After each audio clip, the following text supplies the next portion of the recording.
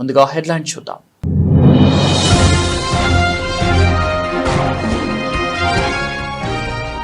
సురవరం సుధాకర్ రెడ్డి పార్థివ దేహానికి నివాళులు సీఎం రేవంత్ రెడ్డి.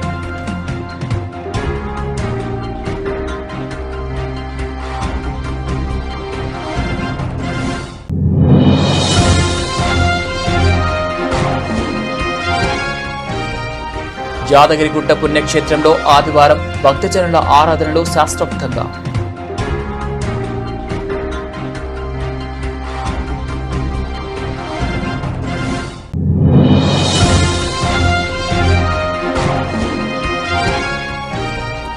స్వర్గీయ సురవరం సుధాకర్ రెడ్డికి నివాళులర్పించిన అనంతరం మీడియాతో మాట్లాడిన ఉప ముఖ్యమంత్రి బట్టి విక్రమార్క.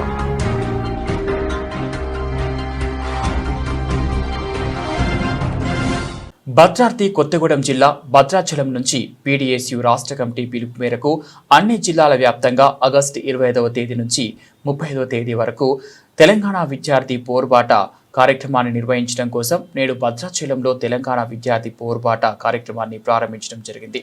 విద్యార్థులు ఎదుర్కొంటున్న సమస్యలను వెలికితీసి ప్రభుత్వం దృష్టికి తీసుకువెళ్లడానికి ఈ జీపు జాత కార్యక్రమం ప్రారంభిస్తున్నట్లు పీడీఎస్యు భద్రాచలం డివిజన్ కార్యదర్శి మునిగల శివప్రసాద్ తెలియజేశారు. ఈ కార్యక్రమంలో పీడీఎస్యు భద్రాచలం డివిజన్ అధ్యక్షులు రామ్ చరణ్, డివిజన్ నాయకులు పవన్ కళ్యాణ్, ఓసు శ్రావణి, ముఖ్య మణిభార్గవి, గూగుల్ విష్ణువర్ధన్, షేక్ అబ్దుల్ ఘనీ, గండిపల్లి సంధ్య తదితరులు పాల్గొన్నారు. నా పేరు శివప్రసాద్, పీడీఎస్యు భద్రాచలం డివిజన్ కార్యదర్శిని. నేడు నుండి పీడీఎస్యు విద్యారంగ సమస్యల పరిష్కారానికై తెలంగాణ విద్యార్థి పోరుబాట జిబ్జేత చెర్లలో కాబోతా ఉంది. ఈ విద్యారంగ సమస్యల పరిష్కారం కావాలని, విద్యారంగంలో పడుతున్నటువంటి విద్యార్థులు పడుతున్నటువంటి కష్టాలని, బాధల్ని మొత్తాన్ని పంచుకోవడం కోసం పీడీఎస్యు విద్యార్థి సంఘం జిల్లా నాయకత్వం, రాష్ట్ర నాయకత్వం మొత్తం కూడా ఈరోజు ఉన్నటువంటి ప్రభుత్వ హాస్టల్స్, కాలేజీలు, అట్లాగే గురుకులాలు, దానికి సంబంధించినటువంటి ప్రైవేట్ విద్యా సంస్థలు మొత్తాన్ని కూడా ఈరోజు హాస్టళ్లలోకి వెళ్ళి సంవత్సరం వాళ్ళు పడుతున్నటువంటి బాధను మొత్తాన్ని కూడా అధ్యయనం చేసి ఈరోజు మొత్తం రాష్ట్ర ప్రభుత్వానికి అందజేయడానికి ఒక పెద్ద యాత్ర రాష్ట్ర వ్యాప్తంగా నిర్వహించుకోబోతా ఉన్నాం. దీనికి అనుగుణంగా భద్రాద్రి కొత్తగూడెం జిల్లా సంబంధించిన దాని యాత్ర చెర్ల మండలంలో జూనియర్ కళాశాలలో ప్రారంభం అవుతా ఉంది. దీని ముఖ్య అతిథిగా పీడీఎస్ రాష్ట్ర అధ్యక్షుడు కాంపాటి పృథ్వీ గారు రాబోతా ఉన్నారు. ఈ రాష్ట్రంలో ఉన్నటువంటి విద్యారంగ సమస్యల్ని, అట్లాగే రాష్ట్ర కాంగ్రెస్ ప్రభుత్వం, అట్లాగే బీఆర్ఎస్ ప్రభుత్వం చేసినటువంటి తప్పుడు విధానాలను ఎండగట్టడం కోసం ఈరోజు యాత్ర నిర్వహిస్తూ ఉన్నాం. కాబట్టి యాత్రను జయప్రదం చేయాలని చెప్పేసి విద్యార్థుల్ని, మేధావుల్ని, అట్లాగే సంబంధించినటువంటి అధికారులను కూడా మేము విజ్ఞప్తి చేస్తూ ఉన్నాం. రాబోయే రోజులలో జరుగుతున్నటువంటి ఈ పోరాటాల మొత్తాన్ని కూడా విద్యార్థులు ఆ రకంగా అర్థం చేసుకోవాలని, పెండింగ్లో ఉన్న స్కాలర్షిప్లు విడుదల చేయాలని, ఎంఈఓ, డిఈఓ పోస్టులు భర్తీ చేయాలని, టీచర్, లెక్చరర్ పోస్టులు భర్తీ చేయాలని, అట్లాగే స్కూల్ సంబంధించినటువంటి కాలేజీ హాస్టళ్లలో పిఎంహెచ్ హాస్టల్ని కూడా మెస్ ఛార్జీలు, కాస్మెటిక్ ఛార్జీలని పెండింగ్లోనే విడుదల చేయాలని, అట్లాగే గురుకులాలకు సొంత భవనాలు నిర్మించాలని, దాంతోపాటు జూనియర్ కళాశాలలో మధ్యాహ్న భోజన పథకాన్ని అందజేయాలని, కొన్ని లా కళాశాల ఏర్పాటు చేయాలని, ఇల్లందులో హైటెక్ కళాశాల ఏర్పాటు చేయాలని, అట్లాగే ఈ భద్రాద్రి కొత్తగూడెం జిల్లాలో మైనింగ్ యూనివర్సిటీని ఏర్పాటు చేయాలని చెప్పేసి కూడా అనేక డిమాండ్స్తో ఈరోజు యాత్ర మొత్తం కూడా నిర్వహించబోతా ఉన్నాం. కాబట్టి ఈ యాత్రను జయప్రదం చేయాలని చెప్పేసి కూడా ప్రజలకి సంబంధించినటువంటి మేధావులకి అందరికీ కూడా విజ్ఞప్తి చేస్తా ఉన్నాం. యాదగిరిగుట్ట మండలం మల్లాపురం గ్రామంలో 60 సంవత్సరాల క్రితం రక్షిత కౌలు చట్టం ద్వారా సంక్రమించిన 47 ఎకరాల భూమిని తమకు సమాచారం లేకుండా అదే గ్రామానికి చెందిన కొంతమంది రియల్ ఎస్టేట్ దళారులు ఫోర్జరీ సంతకాలు చేసి ప్రైవేట్ కంపెనీకి విక్రయించినట్లు బాధితులు ఆందోళన వ్యక్తం చేశారు. శనివారం మండలంలోని మల్లాపురం గ్రామంలో బాధిత రజక కులస్తులు కొమ్మరాజు చంద్రయ్య, కొమ్మరాజు లక్ష్మయ్య, సత్యనారాయణ, గడసంతల మల్లేశం, వడ్లకొండ బుచ్చాలు విలేకరుల సమావేశంలో మాట్లాడారు. కొన్ని సంవత్సరాల నుంచి తమ రక్షిత కౌలుదారు చట్టం ద్వారా వచ్చిన 47 ఎకరాల భూమిలో తమ వారసుల నుంచి తామే సాగు చేసుకుంటున్నామని 2015 సంవత్సరంలో గ్రామానికి చెందిన రియల్ ఎస్టేట్ దళారులు భూమిపై కన్నేసి దాన్ని 4 డాక్యుమెంట్లు తయారు చేయించి విక్రయించి అసలైన తమకు తీరని అన్యాయం చేశారని చెప్పారు. మీడియా మిత్రులకు నమస్కారం. నా పేరు మల్లేష్ గడసందల, గ్రామం మల్లాపురం, రజక కుటుంబానికి చెందిన వారం. మాకు 376 సర్వే నెంబర్లో టెనెంట్స్ ల్యాండ్ ఉండినది. మా ముత్తాతల నుంచి మాకు అది సంక్రమించినది. అది 2015వ సంవత్సరంలో ఒక 3 డాక్యుమెంట్ లాగా క్రియేట్ చేసి 4 డాక్యుమెంట్ లాగా క్రియేట్ చేసి దాన్ని కొంతమంది అమ్ముకోవడం జరిగింది. ఆ సమయంలోనే చాలామంది రజకులకు అన్యాయం జరిగినది. అలా ఊరుకున్న తరుణంలోనే 2020 సంవత్సరంలో 14 మంది రజకులను సంతకాలు ఫోర్జరీ చేసి ఇంకో 14 మంది పైన కేసు వేసినట్టు క్రియేట్ చేసినారు ఆ కేసు వేసిన వారికి తెలియదు, కేసు వేసిన సంగతి, కేసు ఎవరి మీద వేసినారో వాళ్ళకి ఎలాంటి కనీసం ఒక నోటీసులు కూడా అందకుండా వాళ్ళు జాగ్రత్త పడినారు. అట్టి దానిపై ఒక కేసు వేసిన వ్యక్తికి తెలియగా అతను నిన్న పిఎస్లో కంప్లైంట్ చేయడం జరిగింది. సార్, నేను ఒక 78 సంవత్సరాలు గల వ్యక్తి, ఆయన పిఎస్కి ధైర్యంగా వచ్చి నా ఫలానా కేసులో నన్ను దాంట్లో కేసు వేసినట్టు సృష్టీకరించినారు, నా సంతకాన్ని ఫోర్జరీ చేసి కేసు వేసినారు, ఈ కేసులో నాకు ఎలాంటి సంబంధం లేదు అని పిఎస్లో కంప్లైంట్ చేయడం జరిగింది. దానిపైన పిఎస్ వాళ్ళు కంప్లైంట్ చేసిన దానికి ఫోన్ చేయగా వారు కూర్చొని మాట్లాడేది పక్కకు పెట్టేసి ఆ కంప్లైంట్ ఇచ్చిన వ్యక్తిపై పొద్దున ఈరోజు ఉదయం అతన్ని బెదిరించి నీ కేసు వాపస్ తీసుకుంటావా లేదని భయాందోళనకు గురి చేయడం వల్ల అతను మళ్ళీ ఎవరెవరైతే దీంట్లో ఇన్వాల్వ్మెంట్ అయిన వారిపై మళ్ళీ ఇట్లా వచ్చి నాపై బెదిరించినారని ఈరోజు మళ్ళీ పిఎస్లో కంప్లైంట్ చేయడం జరిగింది. ఎవరైతే సంతకాలు ఫోర్జరీ చేసినారో వారిపై కఠినంగా చర్యలు తీసుకొని న్యాయం చేయవలసిందిగా అతని తరపున దాంట్లో డిఫెండెంట్ నెంబర్ 4 మా నాన్నగారు అయినటువంటి గడసంతల బాలకృష్ణయ్య గారు వారి తరపున నేను పిఎస్లో కంప్లైంట్ చేయడం జరిగింది. సో మీ పత్రికాముఖంగా కూడాను, మీడియా ముఖంగా కూడాను ఈ రజకులకు జరిగిన అన్యాయంపై, రజకులకు సంతకాలను ఫోర్జరీ చేసిన వారిపై న్యాయపరంగా కఠిన చర్యలు తీసుకోవాల్సిందిగా మేము పత్రికాముఖంగా తెలియజేసుకుంటున్నాము. మాది మల్లాపురం కోరా చంద్రయ్య, మా తల్లి పేరు పెద్దయ్య. అది 40 ఎకరాల జమీను. అలా జమీన్లో నాకు వచ్చేది అందులో ఎకరం, ఆ ఎకరానికి కూడా నాకు కానిస్తలేరు. అందు గురించి అని నేను నిన్న సంతకం చేస్తాను. పెరుగుతున్నా వెంకటేశ, సిరిశైలు, పూజారి సత్యహరి, వీళ్ళందరూ రానుల పేరు నేను చెప్తాను. భూమి నాకు అందులో వచ్చే ఎకరం కానీ అది నాకు ఇప్పేయాలి. ఇట్లా తప్పు చేస్తే అట్లా అట్లా అరకొర వేతనాలతో జీవనం గడుపుతున్న గ్రామీణ ప్రాంతాల ధూప దీప నైవేద్య అర్చకులకు ఉద్యోగ భద్రత కల్పించాలని అర్చక ఉద్యోగ జేఏసీ చైర్మన్ ఉపేంద్ర శర్మ ధూప దీప నైవేద్య అర్చకుల సంఘం ప్రెసిడెంట్ శ్రీకాంత్ స్వామి ప్రభుత్వానికి విజ్ఞప్తి చేశారు.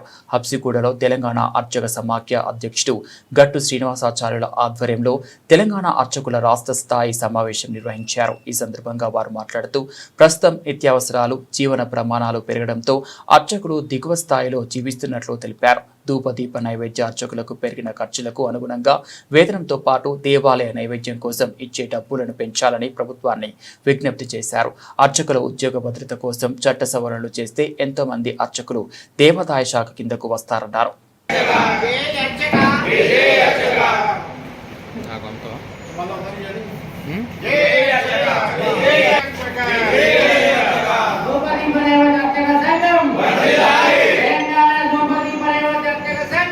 ముఖ్యంగా గ్రామీణ ప్రాంతాల్లో పనిచేస్తున్నటువంటి ధూపదీప నైవేద్య అర్చకులకు న్యాయం జరగాలి. వారు పడుతున్న బాధలు అనేకమైనటువంటి ఉన్నాయి. దానికోసం మనం ప్రయత్నాలు చేస్తున్నాము. ముఖ్యంగా గత ప్రభుత్వం 6,000 నుండి 10,000 రూపాయలు కూడా ఇవ్వడం జరిగింది. కాంగ్రెస్ పార్టీని ఎన్నికల మేనిఫెస్టోలో కూడా చేర్చడం జరిగింది. కాబట్టి ఈ ప్రభుత్వం లోపల ధూపదీప నైవేద్య అర్చకులకు 99 పిఆర్స్ ఇవ్వాలి. అదేవిధంగా ఉద్యోగ భద్రత కూడా ఏర్పాటు చేయాలి. దాని కొరకు మేము కూడా చట్ట సవరణ జరగాలని మన దేవాదాయ శాఖ మంత్రి కూడా తెలపడం జరిగింది. చట్ట సవరణ జరగడం వలన వీళ్ళందరూ కూడా పూర్తి స్థాయిలో దేవాదాయ శాఖ గొడుగు కిందికి వస్తారు. ఒక స్కీమ్ పథకంలో ఉన్నారు వీళ్ళు. కాబట్టి ఆ పథకం అనేది తీసివేసి పూర్తి స్థాయిలో దేవాదాయ శాఖలో తీసుకురావడం, దాని చైర్మన్ల ద్వారా కానీ అదేవిధంగా ఎగ్జిక్యూటివ్ ఆఫీసర్ల ద్వారా కానీ వీళ్ళకి ఒక తీర్మానం చేసి ఒక ఆర్డర్ కాపీ ఇవ్వడం వల్ల వీళ్ళ హక్కులకు భంగం కలగకుండా ఉంటుంది. దానికోసం మేము ప్రయత్నం చేస్తున్నాం.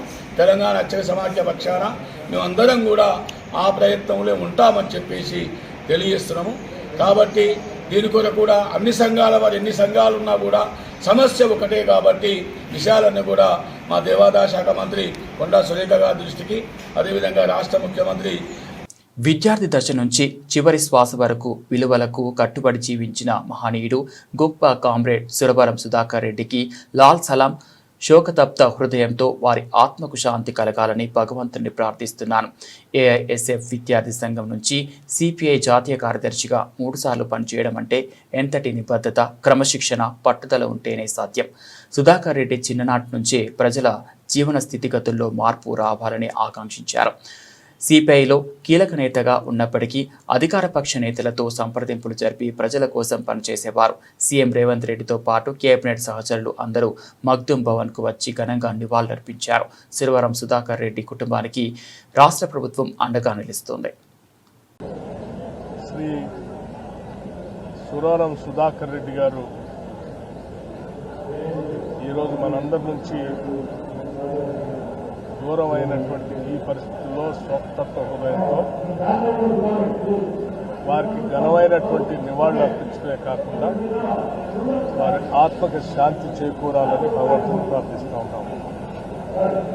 అట్లాగే వారు విద్యార్థి దశ నుంచి ఏఎస్ఎఫ్ఐ నాయకుడిగా మొదలుపెట్టినటువంటి రాజకీయ జీవితం ఈ దేశంలోనే సిపిఐ పార్టీకి కార్యదర్శిగా 2 సార్లు పనిచేసే స్థాయికి ఎదగటం అంటే ఎంతో నిబద్ధత, ఎంతో క్రమశిక్షణ, ఎంతో పట్టుదల, వారు నమ్మిన సిద్ధాంతానికి చివరి వరకు కట్టుబడి పనిచేయటం వలనే అది సాధ్యమైంది తప్ప అది మామూలు విషయం కాదు.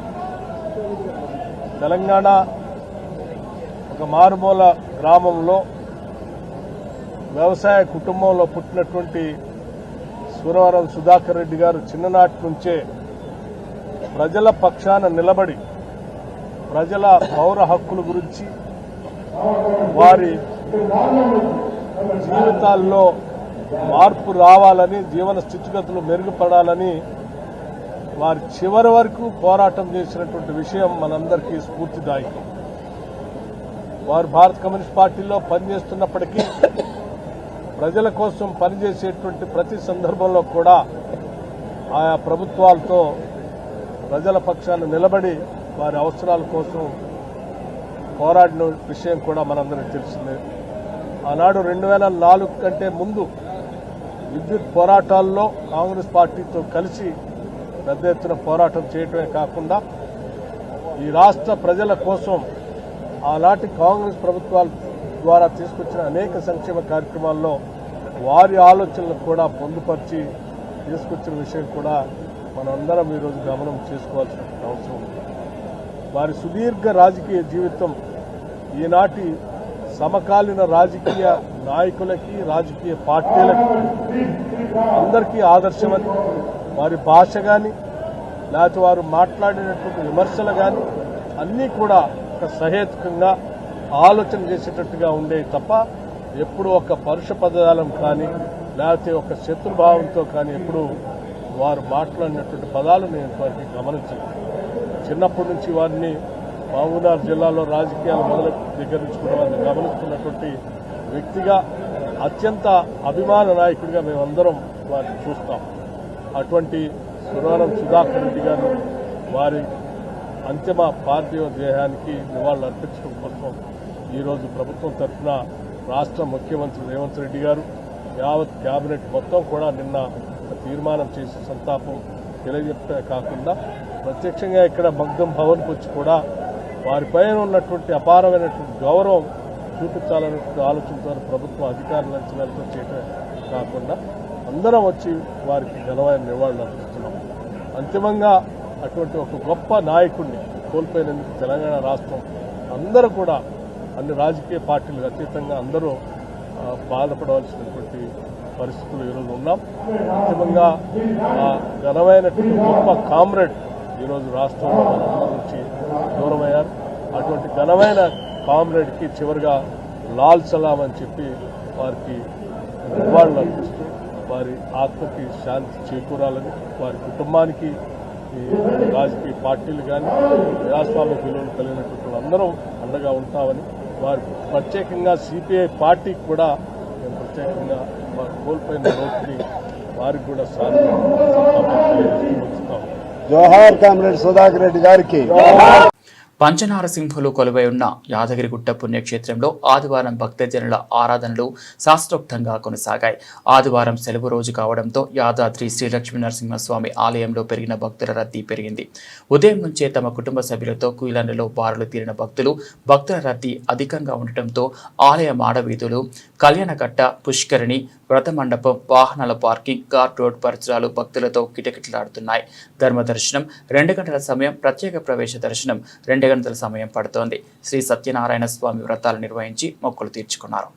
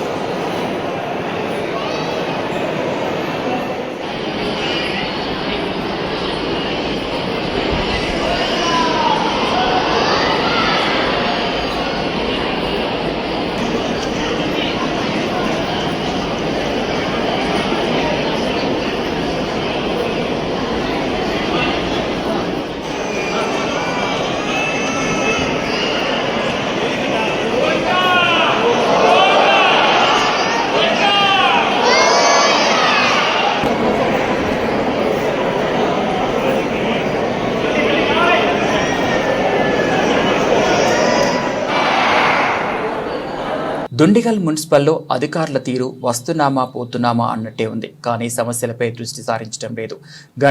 గండి మైసమ్మలో రోడ్డు ఉన్నా నడవలేని దుస్థితిలో బావర్చి గల్లీ, శంకర్ నగర్ కాలనీ అధ్వానంగా మారింది.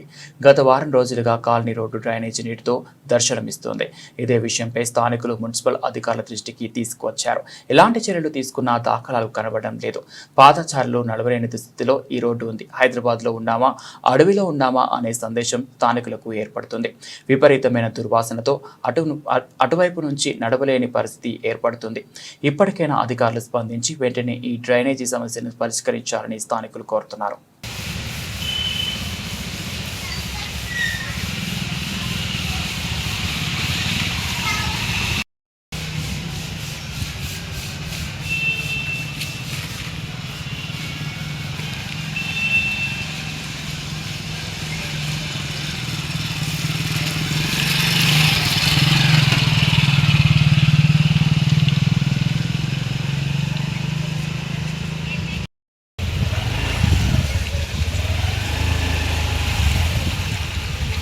ఇబ్బంది పడేది ఫోటో కొట్టాలి.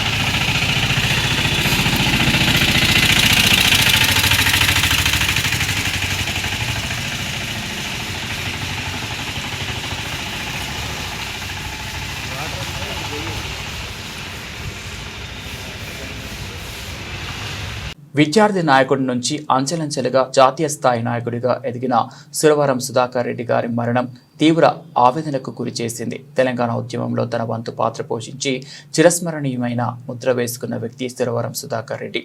ప్రత్యేక తెలంగాణ కోసం ఆనాడు కేంద్ర ప్రభుత్వం ఏర్పాటు చేసిన కమిటీకి ముందుకు వచ్చి మద్దతు తెలిపి మాతో నడిచిన వ్యక్తి కామ్రేడ్ సురవరం సుధాకర్ రెడ్డి. సురవరం సుధాకర్ రెడ్డి లేని రోడ్డు తీర్చలేనిది. వారి కుటుంబ సభ్యులకు, కమ్యూనిస్టు పార్టీకి, ప్రజా ఉద్యమాలు చేసిన వారికి మా నాయకుడి తరపున, మా పార్టీ తరపున ప్రగాఢ సానుభూతిని తెలియజేస్తున్నాం. కేటీఆర్. విద్యార్థి ఉద్యమాల నుండి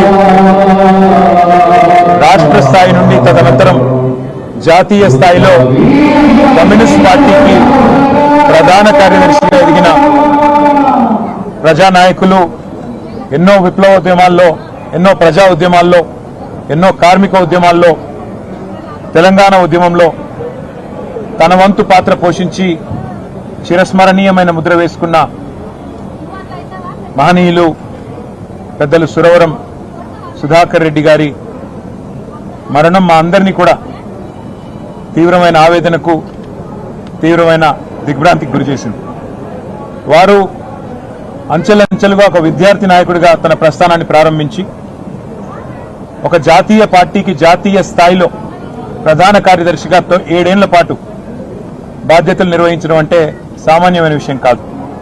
నిబద్ధతతో మొదటి నుండి ప్రజల పట్ల ఒక స్పష్టమైన ప్రజా సమస్యల పట్ల ఒక స్పష్టమైన అవగాహనతో అన్ని ప్రజా సమస్యల విషయంలో కూడా క్రియాశీలంగా వ్యవహరించిన సురవరం గారు మన మధ్య లేకపోవడం అనేది ప్రజా ఉద్యమాల్లో పనిచేసిన ప్రతి ఒక్కరికి కూడా తీరని లోటు. ముఖ్యంగా తెలంగాణ ఉద్యమానికి సంబంధించిన మాట మాట్లాడాల్సి వస్తే ఆనాడు కమ్యూనిస్ట్ పార్టీ ఆఫ్ ఇండియా ముందుకు వచ్చి పెద్దలు ప్రణబ్ ముఖర్జీ గారి కమిటీ ఆనాడు కేంద్ర ప్రభుత్వం ఏర్పాటు చేస్తే యూపీఏలో ముందుకు వచ్చి ఆనాడు కమ్యూనిస్ట్ పార్టీ ఆఫ్ ఇండియా మద్దతు తెలపడం, పార్లమెంట్ ఉభయ సభల్లో కూడా వారు మద్దతు ఇవ్వడం, మా వినోద్ గారు అదేవిధంగా మా గౌరవ పార్లమెంట్ సభ్యులందరూ ఆనాడు ప్రత్యేకంగా జాతీయ స్థాయిలో సురవరం సుధాకర్ రెడ్డి గారు కూడా ఆనాడు మాతో కలిసి నడిచిన వారు. ఆ రోజు జాతీయ స్థాయిలో వారితో పాటు కలిసి పనిచేసే ఒక అవకాశం కూడా మా పార్టీకి కలిగింది.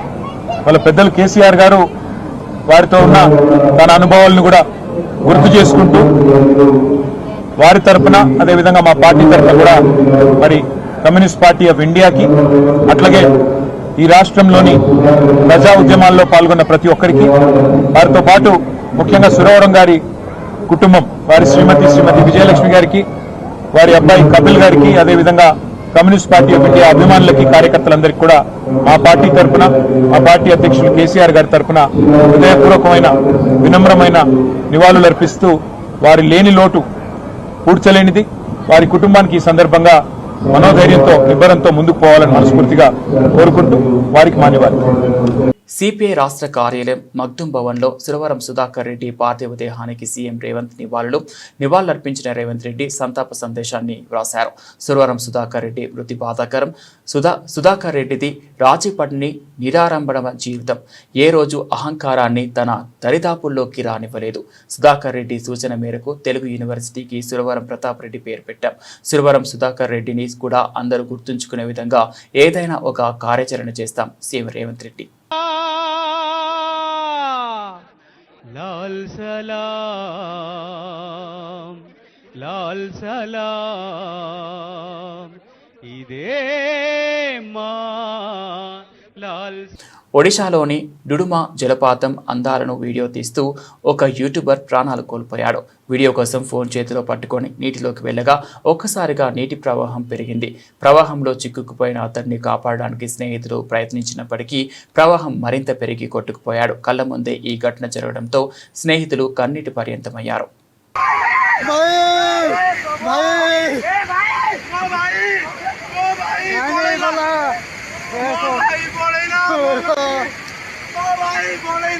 బయోటెక్నాలజీ, ఫార్మా, మెడికల్ టెక్నాలజీ రంగాల్లో నూతన ఆవిష్కరణలకు అవసరమైన మద్దతును ఇవ్వడంతో పాటు రాష్ట్ర ప్రభుత్వం నిబద్ధతతో పనిచేస్తుందని ముఖ్యమంత్రి శ్రీ రేవంత్ రెడ్డి చెప్పారు.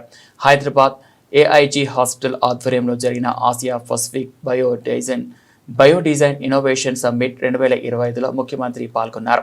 ఈ వేదికగా innovation of Bharat the biodesign blue ప్రింట్ను ఆవిష్కరించారు.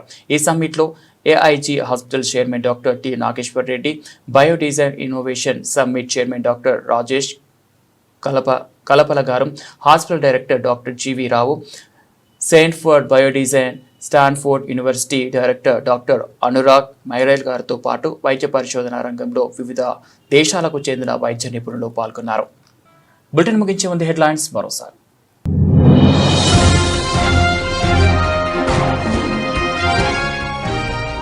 సురవరం సుధాకర్ రెడ్డి పార్థివ దేహానికి నివాళులు సీఎం రేవంత్ రెడ్డి.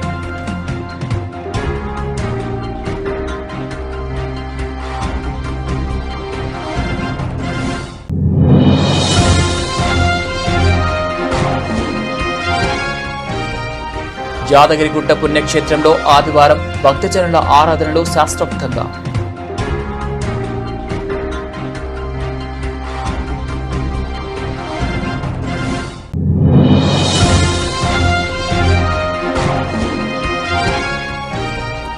స్వర్గీయ సురవరం సుధాకర్ రెడ్డికి నివాళులర్పించిన అనంతరం మీడియాతో మాట్లాడిన ఉప ముఖ్యమంత్రి బట్టి విక్రమార్క.